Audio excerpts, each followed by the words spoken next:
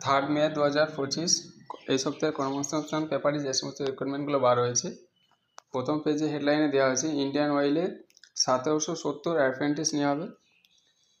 বিভিন্ন ট্রেডের মাধ্যমে অ্যাপ্রেন্টিস নেওয়া হবে এখানে 1770 জন।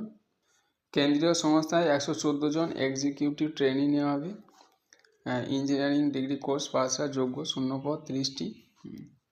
প্রতিরক্ষা বিভাগে 4 লাখ শূন্যপদ ফাঁকা। অগ্নিবীর ও আধা সামরিক বাহিনীতে শীঘ্রই নিয়োগ করা হবে, এর জন্য একটা নোটিফিকেশন দেওয়া হয়েছে। 15,403 জন যোগ্য শিক্ষক মাইনে পাবেন। 6,023 জন অশিক্ষক কর্মী ভাতা পাবেন। তো স্কুলের শিক্ষক এবং অশিক্ষকের ব্যাপারে এই নোটিফিকেশনটা দেওয়া আছে, এখানে আপনারা ডিটেলসে পড়ে নেবেন।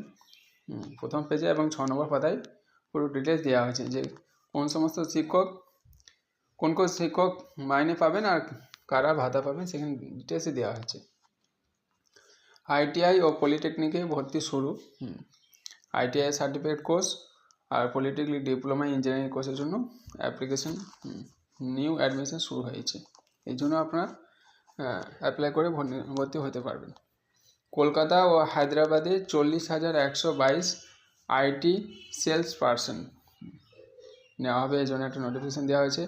কনস্টেবল জিডি পদে শূন্যপদ বেড়ে 53,690। ডিটেলসে জানার জন্য 10 নম্বর পাতায় আপনাদের ফলো করতে হবে।